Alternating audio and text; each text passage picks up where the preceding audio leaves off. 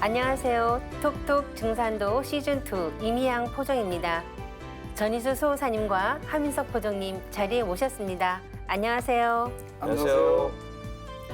네, 지난 시간엔 하나님 강세를 예고한 성자와 철인들뿐만 아니라 하나님이 지상에 강세하시도록 예비한 성자들이 있었다는 것을 알 수 있었는데요. 오늘은 하나님을 아는 관법인 상제관 마지막 시간으로 마침내 인간으로 오신 참 하나님에 대해 알아보는 시간을 갖겠습니다. 수호사님, 수많은 성자와 철인들의 사무친 정성과 기도를 들으시고 마침내 참 하나님께서 지상에 인간으로 강세하셨죠? 네, 그렇습니다. 상제님께서는 인간으로 강세하시기 전에 전라도 금산사 미륵금상에 30년 동안 성령으로 임해 계시면서 당시 조선의 가장 정성스러운 구도자였던 최수원 대성사에게 천명과 신교를 내려서 당신님께서 내려가실 그 길을 예비하셨습니다. 그러나 최수원 대성사께서 상제님의 본래 가르침에 준하는 그런 이 가르침을 열지 못해서 천명과 신교를 거두시고 당신님께서 수은 선생의 그런 예언대로 8년 후에 수은 선생께서 순도하신 지 8년 후인 1871년 신미년 양력 1월 11일이고 음력으로는 9월 19일 자시에 전라북도 고부군 우덕면 갱망리라는 곳에 인간으로 육신의 옷을 입으시고 이렇게 강세하셨습니다. 상제님의 성령이 이제 탁태되어서 육신의 옷을 입고 오신 곳은 예로부터 선지자들이 엄택곡부다 해서 문득 집을 곡부로 하신다라고 하는 그런 선지자의 말씀에 나오는 곡부가 바로 고부인데 고부 땅으로 오셨죠. 그래서 상제님께서 탄광하신 갱망리라고 하는 곳은 다른 말로는 손바래기라고 합니다. 이 갱망리는 하늘에 주님을 기다리는 마을이다라고 하는 이런 뜻이 있습니다. 당시 상제님께서 탄광하시던 날에 그런 이 정황을 이렇게 증언한 그 도전의 말씀이 있는데 저는 이게 좀 굉장히 이렇게 정감 있고 감동스러워서 이 부분은 도전을 같이 한번 봤으면 좋겠습니다. 많은 분들이 궁금해하실 것 같아요. 예. 네. 1편 17장이거든요. 제가 한번 읽어보도록 하겠습니다. 태어나신 무렵 성부께서 깊이 잠드셨는데 문득 신안이 열려보니 두 선녀가 하늘로부터 내려와 산모를 보살피더라. 상제님께서 태어나시니 울음소리가 마치 큰 종소리와 같이 우렁차시니라. 이로부터 그윽한 향기가 집안에 가득하고 상스러운 기운이 온 집을 밝게 둘러싸면서 하늘에 통하여 이래 동안 끊이지 않거늘 훈훈한 기운이 온 집안에 감돌더라. 네, 이런 구절이 있습니다. 그래서 이 상제님의 그런 탄광은 이 천지의 가호 그리고 온 인류의 이런 어떤 염원에 의해서 상제님께서 인간으로 탄생하셨던 것입니다. 네. 우리가 그 상제님의 그 지상 예고를 하신 분 중에 주장추는 그 진인 도통 연계에서 모악산 아래에서 구원의 주님인 그 증상께서 탄광하신다고 이렇게 했는데요. 그 예언 그대로 상제님께서 시르를 뜻하는 증산이라는 도호를 쓰셨어요. 그 증산이라는 도호에는 그 선천 문화의 모든 법을 찌고 익혀서 통일하고 완성시킨다는 가을의 추수 정신이 담겨 있는데요. 우리가 이 점을 지난 시간에도 수차례 이렇게 말씀을 드렸는데요. 그런데 상제님께서 왜 하필 이렇게 수많은 성씨 중에 강씨성으로 오셨는지 그 부분도 가을의 추수 정신과 연관이 있나요? 그래서 사실 하나님이 인간으로 온다는 사실을 받아들이고 나서 또 드는 의문은, 그렇다면 절대자께서 어떻게 이 상대계에 오실 때 어느 집안으로 오실게 되는 거냐의 문제인데, 근데 왜 진주강씨로 오셨는지에 대한 의문을 풀면은 거기에도 이제 엄청난 인류 구원의 어떤 깊은 섭리가 이제 튀어나오게 되는데요. 하나님께서 직접 이렇게 당신의 그 진주강씨로 오신 뜻을 밝히신 부분이 있어서 저도 한번 도전을 읽어보도록 하겠습니다. 세상에 성으로 풍가가 먼저 났으나 전하여 오지 못하고 다만 사람의 몸에 들어 채상의 칭호로 쓰이게 되어 풍신, 풍채, 풍골 등으로 일컫게 되었을 뿐이요. 그 다음에 강가가 났나니 강가가 곧 성의 원시라.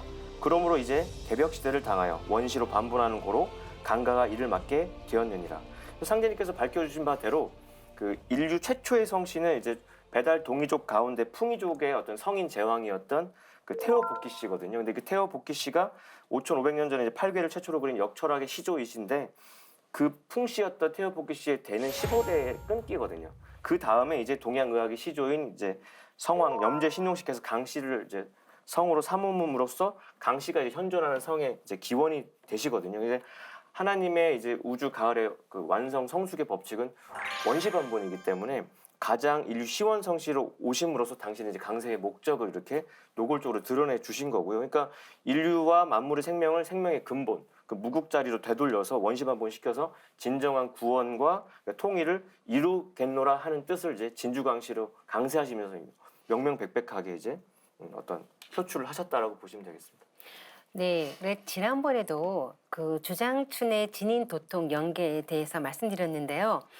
진인도통 연계에서 그 상계님의 도뿐만 아니라 그 성의까지도 이었다는 것이 정말 놀라웠던 기억이 있는데요. 그 부분에 대해서도 좀 말씀해 주시죠. 그래서 이제 상제님의 존성은 강씨이시고 성휘는 일자, 순자 되시는데, 거기에 이제 오묘한 우주의 비밀이 있는 거죠. 그래서 주장춘 결에 열어봤더니 그 오도, 복구로자 오도의 그 한자 자전의 그 풀이에 보면 팔진지 일순야라 그래가지고 일자, 순자, 상제님의 성휘가 드러나는데, 한 일자에는 천부경에도 언급되어 있는 일시일종, 하나로 시작해서 하나로 끝나는, 그러니까 원시반본을 상징하는 게 상제님 존호에 딱 있고요. 그리고 하나님의 마음자리인 일심도 드러나고, 그리고 그 하나님은 그 순박한 아주 순수한 그 경지의 어떤 뜻이 또 순박한 순자에 들어 있어서, 그러니까 하나님은 결국 그 덜 익을수록 복잡하고 어찌 보면 여러 가지로 갈라져 있는데, 완성되면 하나로 완전히 통일돼서 순박한 그 경지, 그게 이제 하나님이 전 인류를 이끌고자 하는 어떤 방향이 아닐까라는 생각이 들거든요. 그게 하나님의 구원의 섭리를 성휘에도 그대로 드러냈다고 볼 수가 있겠습니다. 네, 말씀을 들어보면요. 그 상제님 강세와 관련한 모든 일에는 천리와 부합되는 특별한 의미가 있다는 것인데요. 상제님께서 탄광하신 그 해에 신민년에도 중요한 의미가 들어있나요? 네, 그렇습니다. 이 상대님께서 탄광하신 해는 조금 전에 살펴보았듯이 신민년, 서기로는 1870년입니다. 이 신민년에 탄광하신 이유는 먼저 우리가 우주 원리로서 이해를 할 수 있습니다. 그 우주의 이 변화 섭리에서 여름에서 가을로 바뀔 때, 그때는 화극금이라고 해서 이 금화가 서로 상쟁을 하게 됩니다. 그래서 이 금화 상쟁의 이런 원리에 따라서 대변국이 발생합니다. 그래서 전 인류는 그 대변국으로 인해 생기는 그런 추살에 의해서 멸망당하게 되는 것이죠, 입법적으로는. 그러나 대자연의 변화 섭리는 그 섭리가 단절되는 법이 없거든요. 그러면 어떻게 이 화극금의 그런 대변국을 극복하고 그 가을의 이상세계로 들어가느냐라고 하는 것은, 그 원리가 뭐냐면 이 오행의 상생도에서 화생토, 토생금의 그런 섭리입니다. 그래서 이 우주의 가을 세상을 여시는 상제님이시기 때문에 바로 화생토, 토생금, 그 여름과 가을의 변화 섭리를 이끄는 것은 그 중심에 있는 토입니다. 그래서 상제님께서 이 천간 지지로 신미를 가지고 오시는 거거든요. 조금 더 이해를 돕기 위해서 한자 한자씩 설명을 드리면 먼저 신이라고 하는 것은 천간입니다.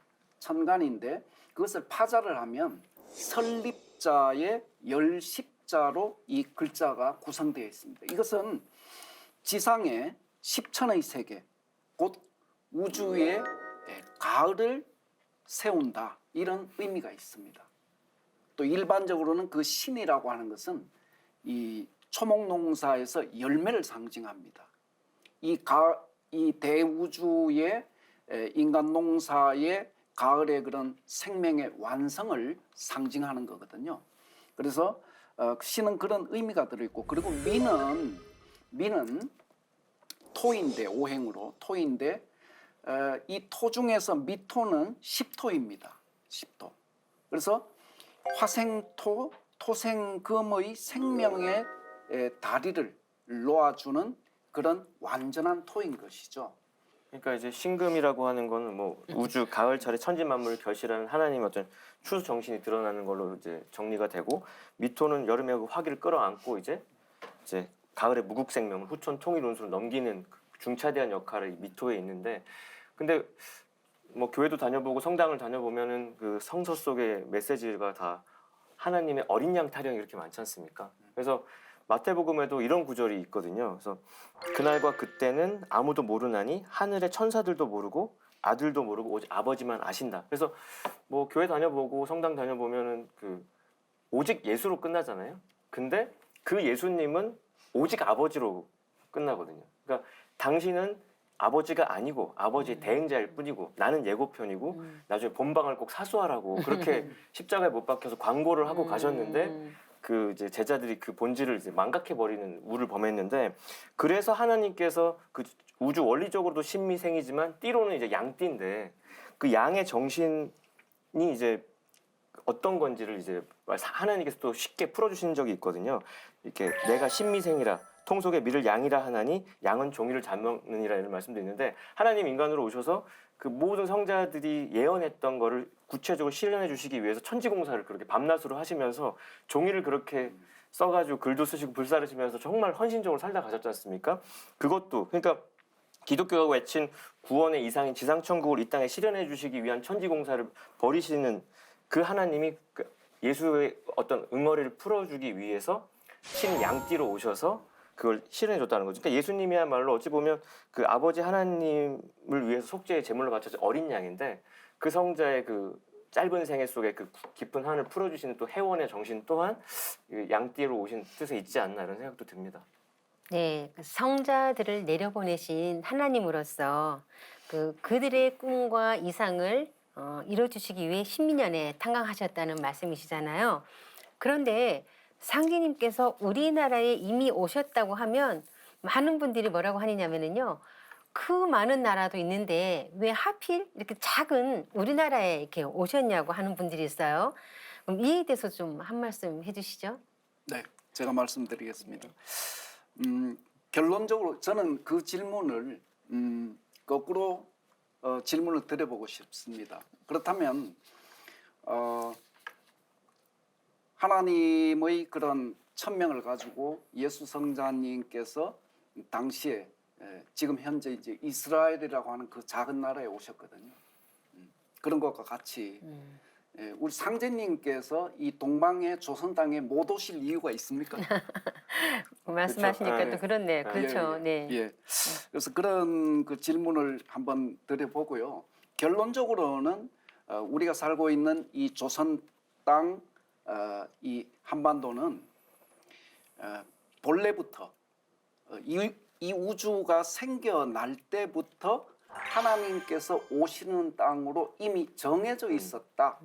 이렇게 설명드리는 것이 가장 정확하리라고 봅니다. 그것을 설명하는 것은 선천 종교 문화의 이런 가르침 속에 여러 곳에서 확인할 수 있거든요. 그 중에 이제 지난번 우리 4회 강의 때 이미 살펴봤습니다마는 주역의 설괴전에 나오는 가는 동북지 괴안이 만물지 소성종이 소성 시야일세 왈 성은 호관이다. 그러니까 하나님의 말씀의 이상이 실현되는 그 땅, 공간이 어디냐? 그것은 간방이다. 근데 그 간방은 동북에 있는데 그 동북 간방은 바로 한반도라는 것을 우리는 이미 살펴봤습니다. 그런 섭리로 상대님이 오시는 거고요. 그리고 또 부연해서 이렇게 지리적으로도 태상정도사님께서는 이 5대양 6대주, 이 지구촌의 5대양 6대주가 우리 이 한반도를 위해서 존재하는 것이다. 이렇게 명쾌하게 정리해 주신 바가 있습니다. 그래서 마무리로 주역의 구절을 하나 더 이제 인용을 하자면 설교전에 가는 지하다, 그칠 지자를 써서 간방을 정의했습니다. 따라서 이 간방은 이 문명 농사의 최종 열매를 맺는 것이고, 그리고 그 문명 농사의 열매는 인간으로 오신 천주님에 의해서 그것이 매듭되어지기 때문에 하나님의 천지 도덕 사업이 동북 이 간방 한반도에서 이 그쳐서 매듭이 되어지기 때문에 하나님은 반드시 이 땅으로 강세하실 수밖에 없다, 이렇게 볼 수 있겠습니다. 그러니까 뭐 빼도 박도 못하는 건데 그런 어떤 천리적인 이치와 함께 역사적인 어떤 유구한 어떤 사연들이 있는데요. 그 원래 이제 동방의 조선이라는 게 원래 신교의 종주국이라고 우리가 역사 공부를 통해서 이제 인식을 하셨고 있는 반인데요. 상제님과 천지신명을 함께 받들어 온 인류의 어떤 제사 문화의 본 고향이라고 이제 도전에도 언명이 되어 있습니다. 그래서 하나님께서도 그런 역사적인 어떤 맥락을 타시고 이 땅에 오시게 되는데, 그러니까 인류의 시원 문명이었던 황국을 계승한 이 배달국 이래로 그 인류의 원형 문화이자 이제 동방 고유의 문화였던 신교의 정서 속에서 이제 인간계와 신간계를 이제 일체관계로 받들어 왔던 게 우리 선조들이었고요.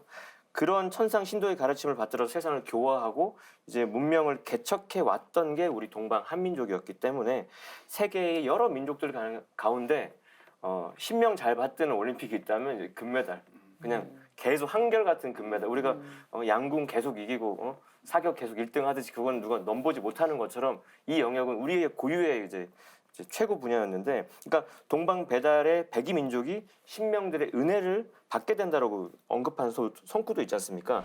이 세상에 조선과 같이 신명 대접을 잘하는 곳이 없으므로 신명들이 그 은혜를 갚기 위해서 각기 소원을 따라 꺼릴 것 없이 받들어 대접하리니 도인들은 아무 꺼리낌 없이 천하사만 생각하게 된다는 말씀도 있었는데, 그러니까 하나님의 천지공사라고 하는 것이 예수님의 한도 풀어드리고 신명의 원한을 끓는 신명 회원 공사인데, 신명 대접을 잘하는 조선의 백성보다 이 천지공사의 주역으로 적합한 민족은 없기 때문에 당연히 이 땅으로 강세하시고, 그래서 아까 말씀하신 설계전에 가는 지하라 이 말씀처럼 그런 조상님들의 음덕이 쌓이고 쌓여서 이 천지의 도덕 사업이 동북방에서 비로소 그친다는 거. 그렇게 하나로 그치는 그게 합쳐지면 바를 정자지 않습니까? 그게 바른 그런 사필 규정이 아닌가 이런 생각이 듭니다. 그뿐만 아니라 상계님께서 우리나라에 강사하시도록 아주 지신 기원으로 이렇게 기도하신 그 진표일사께서도 온갖 대도통을 하고 난 뒤에 그 닥쳐올 천지 대계백의 환란을 내다본 그 진표대성사는 온 우주의 구원의 부처이신 미륵천주께서 동방의 이 땅에 강세해 주실 것을 지극정성으로 기원하였다고 했는데요. 이처럼 상제님께서 우리나라에 강사하시도록 예비한 성자들과의 인연도 이렇게 크게 작용했다고 생각이 듭니다. 이제 인간으로 오신 상제님의 유소년 그 시기에 대해서 좀 알아보겠는데요. 많은 분들이 궁금해하실 것 같아요. 그 상제님은 유소년기부터 이미 비범하셨다고 하셨죠? 예, 그 부분에 대해서도 좀 말씀해 주세요. 도전을 보다 보면은 참 세상에 이런 일이 나올 만한 이야기. 그렇죠. 네, 그래서 예. 일단 어린 아이들이 이제 서당을 다니게 되는데요. 그 우리 성부님께서도 워낙 이제 신동이시니까 우리 아들을 좀 잘 키워보겠다는 욕심도 있으셔서 그 해명하시면 하늘 땅을 꿰뚫었다고 하니까 이제 가정교사를 드립니다. 이제 황씨 집성촌에 태임 장군이 황씨 집성촌에 있는 황준재라는 이름이 있는 이제 훈장을 들여가지고 공부를 이제 시키는데 학봉 그 당시 아명이 학봉이셨으니까 도령 공부해야지 하고 이렇게 좀 하대하듯이 했더니 그냥 물끄러미 훈장만 쳐다보고서 그냥 스스로 천자문을 딱 펼쳐가지고 하늘천 따지로 시작하잖아요. 그 두 글자만 딱 읽고 책을 탁 덮고 밖으로 팍 나가는 거죠. 이거 얼마나 놀랐겠어요. 근데 그 너무 그 카리스마가 있으니까 가만히 이렇게 눌렸다가 며칠 동안 이게 공짜밥만 먹기도 좀 명구스러워서 다시 이제 좀 말을 바꿔가지고 아이고 그 도령 공부하셔야지요 이렇게 높여서 했더니 그제서야 이제 그 학본께서 하시는 말씀이 하늘 천자에 하늘 이치를 다 알았고 땅 지자에 땅 이치를 알았으면 됐지 더 배울 게 뭐가 있습니까? 이거는 누구도 할 수 없는. 누구도 할 수 없는 그런 네. 명언인데 그래서 노시다가 시간 되시면 가시지요 이래버리거든요. 그 과외 같은 거 해보셨으면 알지만 그런 학생이 있으면 좋기도 하고 안 좋기도 할 거예요. 근데 그때 그 말씀을 하신 거에 엄청난 의미가 있는 겁니다. 결국 모든 깨달음과 진리의 근원은 하늘과 땅 천지인데 지금 우리는 지금 하늘과 땅을 물질적으로만 바라보지 그 안에 있는 본질을 보지 못하고 있어서 많은 걸 놓치고 있는데요. 그러니까 진리 공부의 핵심이라고 하는 것은 만유 생명의 부모이자 뿌린 하늘 땅의 이치와 신법을 체득하는 거예요. 그러니까 천지와 하나 되는 공부가 인생 공부다라는 게 어릴 때 학본께서 천자문 첫 두 글자로 이제 전 인류한테 선포를 해주신 거고요. 그리고 이제 시도 지으신 게 있어요. 그러니까 그 시를 읽어보면 상제님이 어떤 호쾌한 기상을 좀 느끼게 되는데 7살 때는 어느 글방에 놀러 가셔가지고 훈장으로부터 이제 그 놀랄 경자 아분을 받죠. 어찌 보면 요즘으로 치면은 이제 래퍼들이 이렇게 라임을 하나 딱 받은 거예요. 근데 놀랄 경자가 딱 받으신 다음에 10글자 시를 쓰시는데 그게 원보 공지탁이요 대호 공천경이라 딱 하는데 뜻이 뭐냐면 원보 멀리 뛰려고 하니까 땅이 꺼질까 두렵고 크게 소리치려고 하니까 하늘이 놀랄까 두렵구나. 그러니까 하나님의 행보라고 하는 것이 멀리 뛰고 그 하나님의 육성이라는 게 하늘을 울리는 건데 이게 그 시에도 천지가 들어가지 않습니까? 그러니까 하나님께서는 상제님께서는 천지의 주인으로서 어린 시절부터 이 무량하고 호연한 그 호연지가 있으셨던 건데요. 아 그러면 이런 사람이니까 나중에 천지공사도 보시겠구나라는 어떤 그런 기계 또한 느낄 수가 있는 거죠. 그야말로 떡잎부터 알아보는 어떤 그 어떤 풍모가 아닌가 생각은 듭니다. 네, 한 폭의 그림을 연상시키는 그런 상제님 그 유소 시절의 그런 일화라고 느껴지는데요. 네. 근데 상제님의 그 삶을 그 유소 시절을 조금 지나서 또 어떤 삶을 사셨는가 이런 것을 살펴보면 상제님께서는 이제 조금 전에 그 부분에서는 우리가 이제 상제님은 비록 성수가 어렸지만 네. 본래 하나님으로서의 조화 권능을 그때부터 이미 쓰셨다. 그렇죠. 예, 네. 뭐 이런 것을 우리가 한번 느껴볼 수가 있겠습니다. 그 후에 이제 14세나 5세 전후에서는 상제님께서 이제 가세가 어려워지고 힘들어지니까 학업을 중단하고 이제 사방으로 주유를 하셨습니다. 그 과정에서 이제 예를 들면 지금의 이제 정읍군 이반면 거슬막이라는 곳에서 한때 머슴 노릇을 하기도 하셨습니다. 예, 그리고 그때 머슴 노릇을 하면서 들판에서 이제 보리를 거두기도 하시고 또 거기를 떠나서 내장산 아래에 있는 부여곡이라는 곳에서 산판꾼으로서 산에 들어가서 나무를 하는 그런 일도 하셨죠.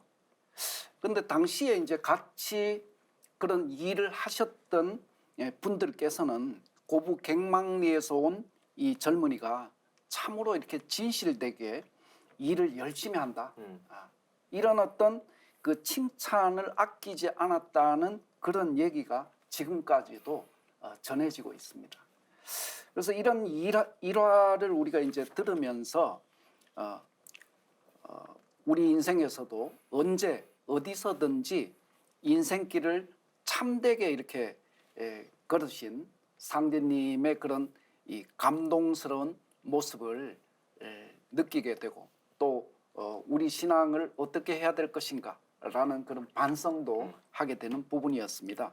그 원하나님이신 미륵존불이신 상제님께서 이처럼 이제 가난한 농부의 아들로 오시고 또 가세가 워낙 힘드니까 머슴살이도 하시고 산판꾼도 하시고 농사꾼도 하시고 이런 삶을 걸으셨던 것은 당시에 그런 조선의 민중 농사를 일구고 산판꾼으로서 이 가게를 영위하고 이런 서름받는 민중들의 그런 어떤 고통과 억압받는 삶을 몸소 체험하시고 그들에게 먼저 축복을 주시고 또 구원의 은혜를 주시겠다고 하는 그런 뜻이 있으셨지 않냐, 그렇게 이제 이해를 할 수가 있겠습니다. 소호사님 말씀을 들으면서요. 순간 상진님이 이렇게 가슴으로 막 싹 들어오는 그런 느낌을 받았습니다. 그 지존의 자리에 계신 상계님께서 이 세상에 인간으로 오셔서 가장 낮은 그런 자리에서 인간의 고난을 직접 체험하신 거잖아요. 근데 그때 우리나라를 비롯한 전 세계 역사에 그 향방을 바꾸는 대사건이 이제 일어나게 되는데요. 바로 1894년 그 발발한 동학혁명 아닙니까? 네, 그 부분에 대해서 좀 말씀해 주시죠. 네, 상대님 제세 시가 우리나라의 동학혁명이 발발했던 그 시기와 같은 동시대입니다. 이 동학은 그 후천 개벽을 알리는 그런 농민 전쟁이었습니다. 그런데 이 동학의 농민 전쟁은 우리가 얼마 전 TV 드라마에서도 시청자 여러분들께서 보셨겠지만 특이한 것이 이런 혁명이면서 동시에 그 속에는 종교적인 그런 요소가 자리하고 있구나, 이런 것을 알 수가 있었습니다.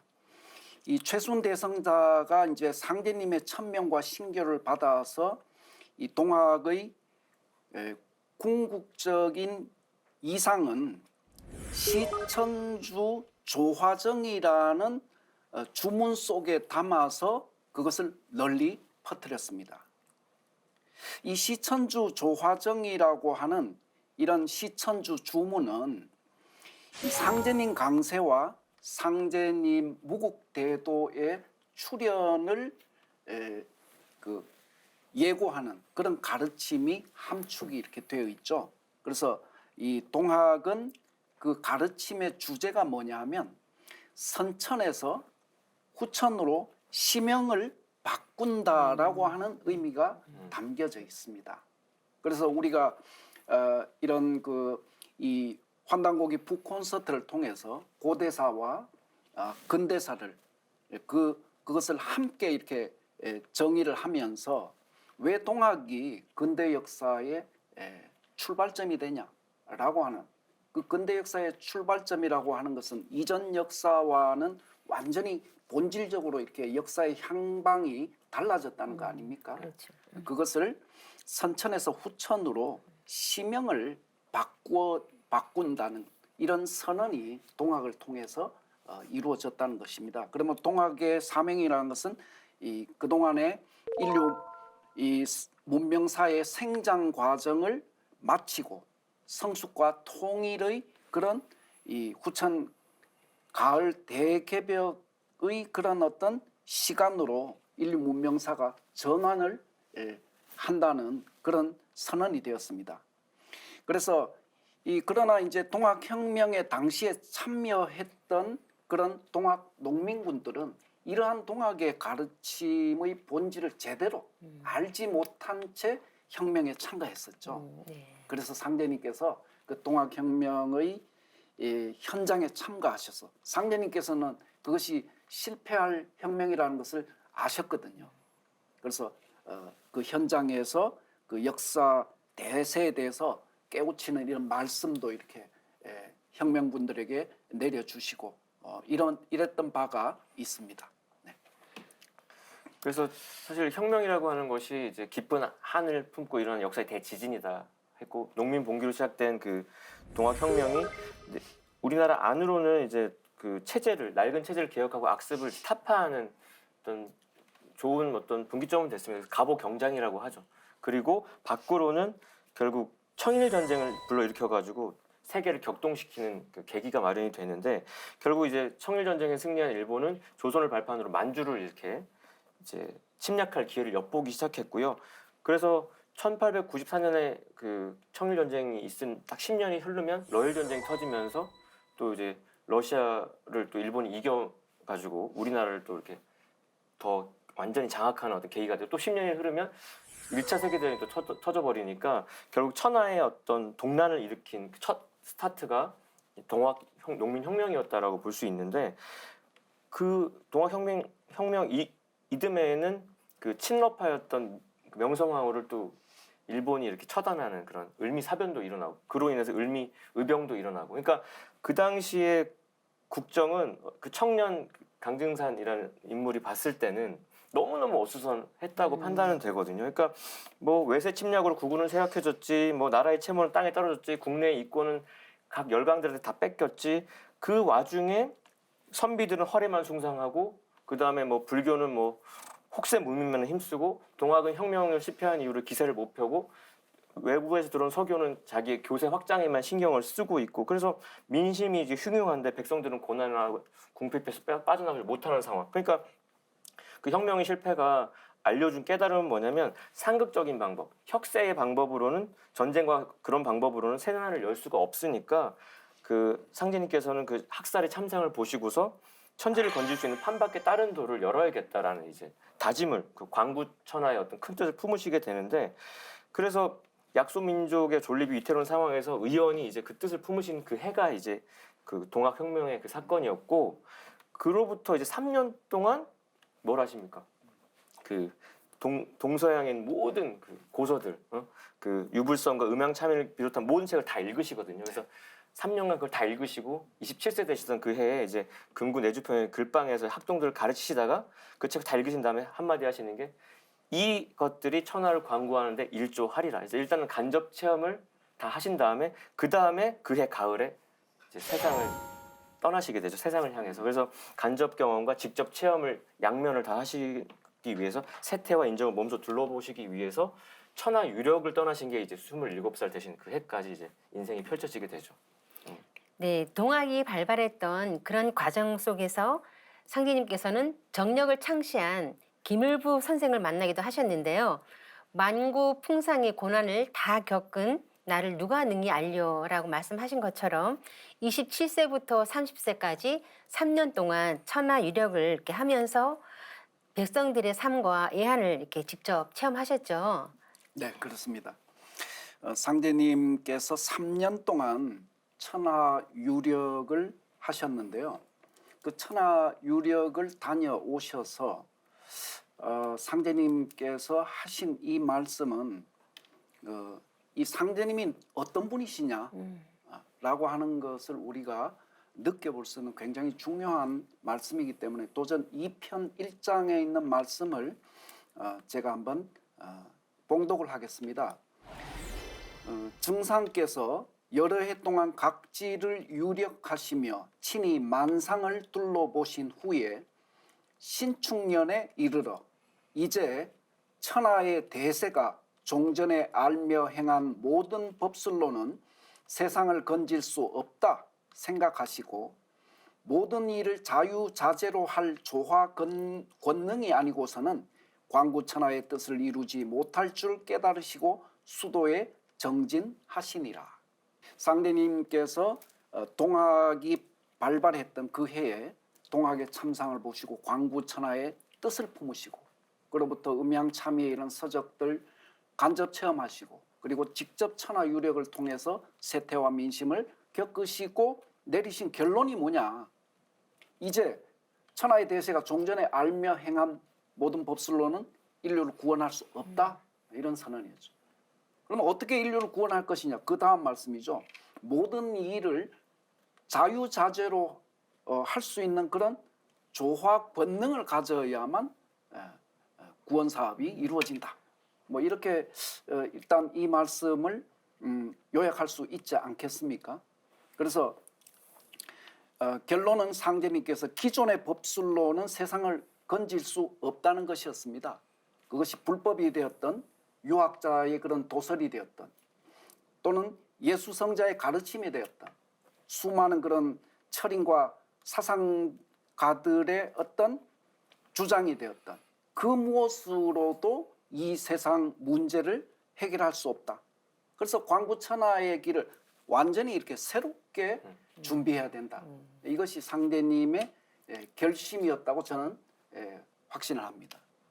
그래서 상제님께서는 이 3개 우주 통치를 하시는 하나님의 조합권으로 이제 천지를 개벽해서 후천 가을 세상을 여시기 위해서 오셨는데 그 목적을 이루시기 위해서 그 새롭게 준비하시기 위해서 이 수도에 정진하시게 되거든요.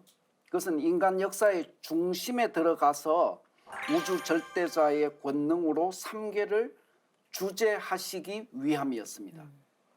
조금 시청자 여러분들께서 어려우실 수 있는데, 자, 상제님께서 천상에 계실 때 어떤 사건이 있었냐면 마테르치 대성사님께서 평생을 이렇게 천국을 건설하기 위해서 평생을 다 바치고 죽어서 천상으로 올라가서 문명신을 데리고 이 지상의 그런 인간들이 그런 과학의 발전을 바탕으로 기술 문명이 발전해서 삶의 풍요를 누려서 그 역시도 천국을 건설하기 위한 하나의 시도였거든요. 그러니까 살아서도 죽어서도 모든 방법을 동원했지만 오히려 그것이 이 대성사님의 의도와는 달리 인간 세상은 더 타락해 갔다는 거죠. 마침내 이제 결단을 내리고 모든 신성들을 모시고 상제님께 가서 탄원을 했다는 거 아닙니까? 이 사건은 단순히 이렇게 상제님께 탄원을 하러 갔다라는 의미로만 볼 것이 아니라 그것은 곧 뭐냐면 과거에는 상제님께서 성자들이라든지 원시의 신성들이라든지 이런 분들을 통해서 이 우주 정치를 위임을 하셨어요. 그렇죠. 위임을 하셨는데 이 성자들이 모여서 찾아갔다는 것은 우리들의 이런 어떤 노력과 정성으로는 더 이상 인류 구원 사업을 성취할 수 없습니다. 그러면 어떻게 됩니까? 위임받은 권한을 상제님께 되돌려 드리는 거예요. 그렇죠. 예, 이 사건은 곧 이 3개 우주를 통치하는 권능이 상제님께 온전히 집중되는 하나의 사건이었습니다. 상제님께서 우주를 통치하시는 권능은 3개 대권이거든요. 그래서 그 3개 대권을 이제 상제님께 다 이렇게 집중을 시켜 드렸는데, 근데 상제님은 인간으로 오셨거든요. 천상에 계셨던 게 아니라 그러니까 인간의 위치에서 인간 역사의 중심에서 이 3개 대권을 뜻대로 행할 수 있는 이 권능을 다시 회복하시는 네. 이 사건이 상제님의 수도 공부거든요. 그러니까 단순히 성자들의 그런 도통 공부와 비교하면 그렇죠. 절대로 이렇게 안 되는 거죠. 네네. 그래서 그 과정은 신축년 6월 초하루부터 시루산에서 수도를 시작하시고 14일을 마치고 그날로 그 대원사 전주 모악산에 있는 대원사 칠성각으로 이렇게 옮겨서 이 돌을 닦으십니다. 그렇게 해서 신축년 음력 7월 7일에 마침내 천지 대신문을 여셔서 3개 대권을 주재하시고 이 우주의 조화 권능을 뜻대로 쓰실 수 있는 그런 이 어떤 이 권능을 회복을 하시는 거죠. 이로부터 이제 인류 역사에는 후천 이 선경의 대문명 세계가 열리기 시작했다. 뭐 이렇게 볼 수가 있겠습니다. 굉장히 가슴 벅찬 사건인데 그렇게 또 7월 7석에 하늘을 완전히 여시고서 이제 첫 일갈이 그거지 않습니까? 옆에서 이렇게 수도 공부를 보필했던 그 금고, 그 워낙 불법에만 이제 매달려가지고 마음법만 공부하던 금고에게 선언한 것이 이거였죠. 금고가 이 천지가 네 천지인고, 내 천지로다. 나는 옥황 상제니라 하시고, 천지 주인으로서 당신의 신원을 밝혀주신 다음에 대원사에서 이렇게 하산을 하실 때 짐승들이 이렇게 다 몰려들었다는 거죠. 그래서 그 짐승들을 딱 보시고서 하신 말씀이 너희들도 후천 해원을 원하느냐. 어찌 보면 짐승들이, 미물들이 하나님의 어떤 천지 대신문 여신 사건을 더 먼저 감지하고 모여들었는데 그때 말씀하신 그 해원이라는 단어가 굉장히 중요한 겁니다. 그러니까 증산도의 구원관의 핵심이 해원인데요. 그래서 해원의 도라고 하는 것이 가을 대개벽을 앞두고 이제 천지 안에 인간과 신명 많은 생명들한테 선언돼야 될 하나님의 첫 구원의 메시지라는 거죠. 그래서 진리의 근본은 당신의 해원의 도를 만나야 후천 가을 대개벽에서 짐승이고 뭐고 인간이고 신명이고 만유 생명이 다 살아남을 수 있다는 거고요. 그리고 나서 이제 드디어 갱망리 본가에 돌아오시게 되는데 도전에 나와 있는 거를 한번 제가 읽어보도록 하겠습니다. 모든 것이 나로부터 다시 새롭게 된다 하시니라. 저는 도전을 쭉 읽다가 이 구절에서 되게 많은 어떤 통쾌함이랄까요?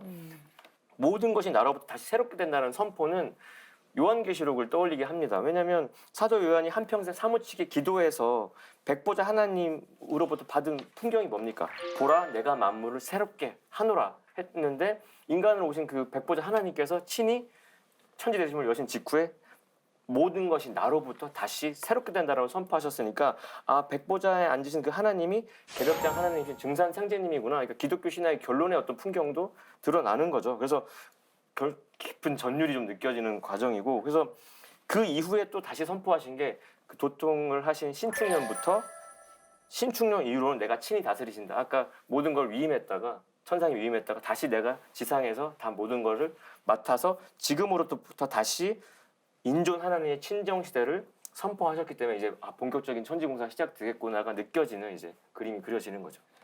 네, 상계님께서 1901년 신축년에 천지 대신문을 여시고 하늘과 땅을 뜯어 고치는 천지공사를 집행하시는데요.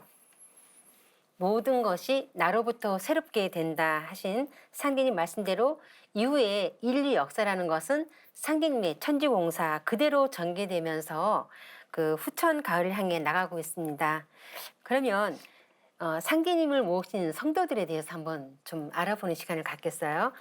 상계님께서는 1901년 그 신축년에 천지 대신문을 열고 개벽을 집행하는 중심센터이자 우주 통치의 사령탑인 천상조화 정부를 여셨습니다. 그리고 이와 음양짝으로 지상의 도문을 열고 수많은 성도들에게 사명을 내리셨는데요. 상계님을 모신 성도들에 대해서 좀 말씀 좀 해주시겠어요? 네. 네. 유불선 성자들은 이 땅에 와서 도통제자나 수제자를 특별히 정하거나 이렇게 하셨지 않습니까? 하지만 상대님께서는 이 가을 개벽의 그런 어떤 역사 울로를 여시기 위해서 천지공사를 보러 오셨거든요. 그래서 특별히 수제자나 이런 도통제자를 두지 않으셨습니다. 다만 이제 김형렬 성도를 식주인으로 정해서 도문을 여셨고요. 그 후에 많은 상대님의 성도들이 천지공사에 이렇게 수종을 드렸습니다. 그리고 상대님의 일은 수제자나 도통제자를 두지 않은 대신에 뒷날 상제님의 도업을 계승하는 종통 계승자가 상제님의 도업을 마무리하도록 이렇게 되어 있습니다. 그 주요 성도는 한 60여 명이 넘습니다. 그리고 이 주요 성도 외에 상제님으로부터 치병의 은혜를 받았거나 또 기적을 목적해서 감복해서 여러 가지 이제 상제님의 그런 권능에 무릎을 꿇고 상제님을 모시고 또 추종했던 이런 분들은 문도는 수천 명에 이를 정도였습니다. 그리고 주요 성도님들은 이제 김형렬, 김호연, 박공우, 차경석, 백봉남, 문공신, 김경학, 김경수, 황종 이런 주요 성도님들이 계시고요. 그리고 당시에 상제님을 따랐던 이분들의 신분은 큰 한약방을 운영하셨던 분, 또 육군 장교로 계셨던 분, 또 조선의 3대 부호 중에 한 분, 다양한 그런 분들이 계셨고 또 연령대도 채 10살이 안 되는 그런 아주 어린 그런 소년, 소녀로부터 80이 넘는 그런 다양한 연령을 가진 분들이 상제님을 추종을 했습니다. 이들은 상제님께서 직접 천지공사 현장에서 조화권을 뜻대로 쓰시는 이런 것을 목격하고 일평생 열과 성을 다해서 상제님을 모셨습니다. 그래서 그 중에 한 두 분 정도를 제가 한번 소개해 볼까 하는데 그 천지공사의 식주인 수석성도라고 이제 꼽을 수 있는 김영렬 성도님 이야기부터 해볼까 하는데요. 워낙 이제 상제님 성수 14세 때 그 태인 불출함에서 처음 만나시고요. 그 다음에 동학혁명 때 다시 만나고 천지대신문을 여신 그 이듬해인 이민년 1902년 4월에 금구에 있는 원평장에서 다시 만나시죠. 그렇게 하고 식주인을 정한 다음에 4월 15일부터 9월 19일까지 이제 수련을 시키시죠. 수련을 하고 나서 상제님 명에 따라서 풍우도 짓고 뭐 천상 신명계를 다 보고 상제님 천명을 받는 조화정부의 어떤 신명들도 보기도 하고 그렇게 영계의 신비로운 기적을 체험하고 나니까 자신이 모시는 분이 천상 보좌에서 인간으로 오신 그 미륵부처 상제님 천주님이 맞구나라는 걸 조금도 의심하지 않고 확신을 하는데 정말 첫 개벽공사로부터 상제님 어천 때까지 상제님과 일거수일투족을 함께했던 그야말로 수석성도라고 말할 수 있는 분이셨고요.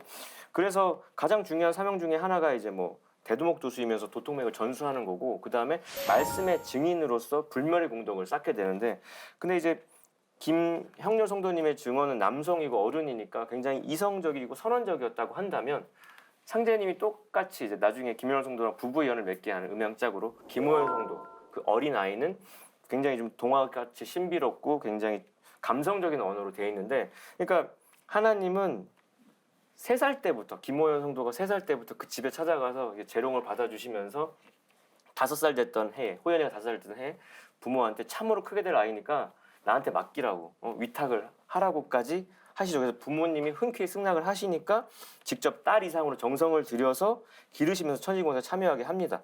그 9살이 됐을 때 호연이가 9살이 됐을 때는 구수도수에 맞춰가지고 이제 125일 동안 집중 수행을 시키니까 어린아이가 완전히 신안이 열려가지고 뭐 신명들 오가는 건 당연하고 새나 짐승들이 이야기 나누는 것까지 다 보고 듣게 되잖아요. 그러니까 그렇게까지 수행 공부를 시킨 이유가 뭐냐면은 신도 차원에서 행하진 천지공사를 아이의 어떤 순수한 영의식으로 모두 기억하게 했다가 때가 되어서 증언하게 하려고 했던 겁니다. 그래서 상제님께서는 이렇게 말씀하신 적이 있어요. 천하 사람이 제 어미가 나와서 생겨났지만 맥은 내가 붙인다. 맥 떨어지면 죽느니라 하셨거든요. 그러니까 그 호연성도의 주요 사명은 선매숭자라고 해서 후천 선생명 개벽의 그 첫 번째 되는 씨앗인데, 그러니까 후천 성경에 그 우리 모두가 신선이 되는데 그 모델로서 어린 아이를 삼아서 하신 거고요. 그러니까 후천 5만년 신선문화의 어머니 대선모라고 할 수가 있습니다. 그래서 또 하나님께서는 나의 일은 판밖에 있단 말이다. 붉은 닭 소리치고 판박 소식 들어와야 도통판을 알게 되고 도통판이 들어와야 나의 일이 될 것이라고 해서 앞으로 일어나는 모든 그 진리의 궁극적인 비밀은 붉은 닭이 소리쳐야 된다는 건데 호연 성도님이 그 정유생으로 1897년생으로 붉은 닭을 상징하거든요. 그러니까 이 호연이가 나중에 이 상제님의 공사 내용을 증언함으로써 인간으로 주신 하나님의 성스러운 말씀과 행정이 집대성되는 도전이 나오게 된다. 그리고 이 도전이 그 가을 개벽이 여명이 밝아올 무렵에 완간됨으로써 상제님의 도운이 도통판으로 들어갈 수 있게 된다는 거죠. 그러니까 이 두 성도님의 그 사연만 봐도 하나님의 이 치밀한 어떤 전략, 그 디테일한 어떤 심정을 좀 헤아리게 됩니다. 네, 저는 그 만인지장이라고 불렸던 차경석 성도에 대해서 간략히 말씀을 드리겠습니다. 상제님께서는 이분에게 후천 5만 년 새 역사의 첫 발자국을 떼는데 큰 인물로 공사 사명을 이렇게 붙여서 쓰시게 됩니다. 이것은 그 이종도수 사명이라고 하는데 상제님 도가 상제님 어천 후에 태모님께서 도운의 첫 씨를 뿌리시고 그 도운의 첫 씨를 뿌리신 것을 우리가 모내기를 할 때 이종하는 것처럼 다시 옮겨 심는 도수인데 차경석 성도가 이 이종도수를 맡아서 인사로 실현하는 그 사명을 맡았습니다. 그래서 이 차경석 성도가 그것이 상제님 도의 첫 번째 부흥기인 도청교 600만 신도를 이끄는 증산도 일변도운의 대부흥기를 여셨던 그런 인물이 됩니다. 네, 상제님 천지공사에 수종든 성도님들은 기존 성자들의 제자들과는 그 성격이 본질적으로 다르다는 것을 알 수 있었습니다. 인간을 대표해서 상제님 조화정부에 참여한 분들이지 않습니까? 그 상제님으로부터 후천 성경을 여는 그런 사명을 받아서 지금도 천장에서 각기 이제 맡은 도수를 주관하면서 후천 가을 세상을 열어가고 계신데요. 당시 상제님의 그 신령하신 소문은 주요 성도들을 통해서 이렇게 상기님을 직접 친견하고 이렇게 모신 그런 수천 명의 성도들뿐만 아니라 조선의 모든 백성들에게 널리 이렇게 알려져 있지 않았습니까? 네, 그 부분 좀 말씀해 주시겠어요? 그래서 우리 네. 대표적으로 우리 백범 김구 선생님이 남기신 백범일지에 여러 판본이 있는데 이렇게 써 있습니다. 어디서는 진인이 나타나서 바다를 달리는 화륜선을 목각에 딱 붙여놓고, 또 어떤 판본에는 어떤 이인이 나타나서 바다에 떠다니는 기선을 목각에 딱 붙여놓고라고 써 있는데, 그러니까 백범일지의 진인 내지는 이인이라고 표기되어 있는 분이 바로 우리 증산 상제님이신 거죠. 그래서 이 소문이 발언된 사건이 이제 개묘년 1903년 늦여름에 증산 상제님께서 군산 바닷가에 가셔가지고 조화의 권능을 보여주신 사건이 있어요. 이 당시 이 사건이 얼마나 이슈가 됐으면은 황해도 해주에 살았는데 김구 선생님이 군산 사건이 거기까지 소문이 난 거잖아요. 근데 그 소문의 주인공이 강진산 상제님인 것은 세상 사람들은 몰랐고 이제 김구 선생님도 몰랐던 거죠. 그래서 그런 이적들이 지금 백범 일지만으로 이제 우리가 하는 단적인 예로 알고 있는 건데, 그 답사를 다녀보면은 곳곳에서 그런 하나님의 그 행적들에 대한 증언들이 쏟아져 나오는 게 지금도 있다고 합니다. 네, 그럼 하나님의 증언들이 그 당시에 이렇게 곳곳에서 쏟아졌지 않습니까? 그런 증언들이 상제님 어천 후에 이 도전으로 이렇게 성편이 됩니다. 상제님께서는 아까 우리 하포정님께서 설명을 하셨듯이 좀 이 선천 성자들과 좀 다른 특이한 점이 뭐냐면, 당신의 말씀이 후세 상제님의 도움을 받는 일꾼들의 손에 의해서 다시 이렇게 복원이 되어서 그 가르침을 바탕으로 해서 새 역사를 열 수 있도록 그 증언자 사명을 이렇게 맡기셨습니다. 그 대표적인 분이 아까 말씀하신 김영열, 김호연 성도입니다.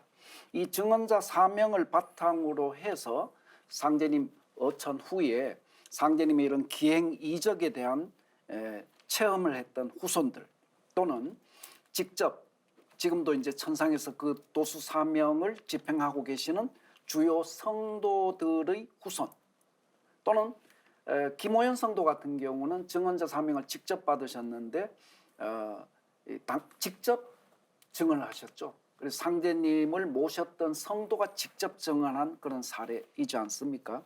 이렇게 해서 도전으로 상제님의 모든 행적과 기행 이적, 그리고 후천 5만 년 선경을 여시는 상제님의 그런 모든 계획, 이런 것들이 도전으로서 집대성 되게 되었습니다. 그래서 증산 상제님과 태모 고수부님 말씀과 성적을 집대성한 증산도의 경전인 이 도전을 통해서 시청자 여러분들께서 비록 150년 전 이 상제님께서 생애를 사셨다가 천상으로 어천하셨지만, 이 도전을 통해서 우리는 살아계시는 듯한 상제님의 그런 생생한 인류 구원 사업을 만나보실 수가 있다고 말씀드릴 수 있겠습니다. 네, 지금까지 상제님 진리를 공부하는 8가지의 기본 틀인 팔관법 중에서 하나님을 아는 공부인 상제관을 여러 시간에 걸쳐 알아보았습니다. 그러면 상제관을 마무리하면서 정리 말씀을 부탁드리겠습니다. 네, 상제님께서 인간으로 강세하셨다라고 하는 그 의미가 무엇인가, 이것을 우리가 다시 한번 이미 여러 차례 반복해서 설명되었지만 다시 한번 살펴본다면,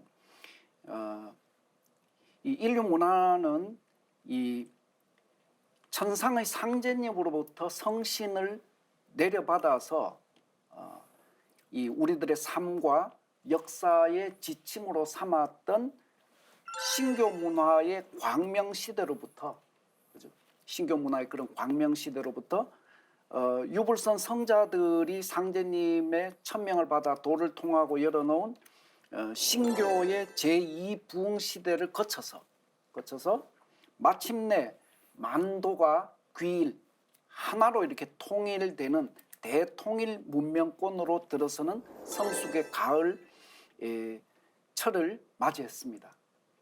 이 선천 종교의 성자들이 전한 궁극의 가르침은 이때가 되면 자신들의 가르침과 이상을 실현시켜 주실 새로운 한 분이 오신다라는 것이었다는 것을 우리는 이미 살펴보았지 않습니까? 바로 예수님이 말한 하느님, 그리고 석가가 말한 대우주의 중심 하늘의 도솔천에 상주하시는 조화주 부처님, 미륵 부처님, 그리고 육아에서 노래한 대우주의 하나님, 즉 신들과 인간의 큰 주인이 되는 상제, 도교에서 말하는 대라천에 계시는 도의 주권자이신 옥황대제, 또는 동학의 수은대성사께서 전한 아버지이신 천주님, 이 모든 분들은 동일한 한 분이라는 것이고요.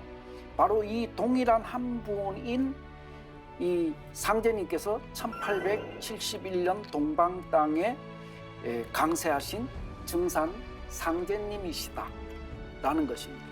따라서 상제님의 강세는 바로 상제님의 강세가 역사의 최종 목적이다라고 하는 가르침을 베풀었던 선천 종교 문화의 모든 성자들의 구원 사업이 이제 비로소 성취될 수 있는 그 길이 열렸다. 이런 축복의 그런 의미를 우리가 이렇게 부여할 수 있지 않나. 그래서 달리 말하면 이제는 상제님으로 강세로부터 이제는 민족도 종교도 이념도 이런 것 모든 것들을 초월한 그런 보편 구원의 시대가 열렸다라고 이렇게 그 의미를 부연해 볼 수가 있겠습니다. 그래서 이 상제님을 아는 공부가 인생 공부의 결론인데 그 전 과정은 대하 드라마 같은 느낌. 그 대하 드라마의 대하가 큰 바다 물줄기인데 신교라고 하는 그 뿌리로부터 유불선의 줄기를 거쳐서 이제 열매로 가는 과정이죠. 상류의 신교의 물줄기가 여러 강줄기로 갈라졌지만 한 바다에서 만나지는 건데 그 바다에 증산 상제님이 다 계신 거고요. 그래서 그러나 유불선이 이제 운이 다 다해서 동학에서도 이렇게 얘기했지 않습니까? 유불선 누천년에 운이 역시 다했는가. 그러니까 기존의 줄기 문화의 생명력은 이제 사망 선고가 된 상태에서 그 끝자락에서 이 구한말에 너무너무 어려운 시기에 상제께서 오셔가지고 새로운 중통리의 도법을 여신 건데요. 굉장히 희망찬 소식이고 어찌 보면 우주 보편의 새 진리가 딱 등장을 한 겁니다. 그래서 인류의 삶이라는 게 전 과정을 알고 보면은 정신의 성숙을 위해서 신교의 열매를 찾으려고 하는, 되찾으려고 하는 머나먼 여정인데 결국 인생의 목적이 뭐냐는 문제로 떨어지는 것 같아요. 상제님의 도를 깨쳐서 신천지의 새 인간으로, 가을 우주의 인간으로, 인존으로 완전히 태어나는 게 궁극의 목적이고 이 상제관이 그 첫 단추를 끼는 거 아닌가라는 생각을 하게 됩니다. 네, 모든 성자와 철인들 그리고 인류의 간절한 기도를 이루어 주시기 위해 인간으로 오신 조화주 하나님, 그분이 바로 인류에게 상생의 후천 가을 세상을 열어주시기 위해 동방 조선 땅에 강세하신 강증산 상제님이십니다. 다음 시간에는 활관법 중에서 두 번째 관법인 우주관을 공부하며 상제님께서 우주를 주재하시는 우주 통치법도에 대해 알아보겠습니다. 지금까지 시청해주신 시청자 여러분 감사합니다.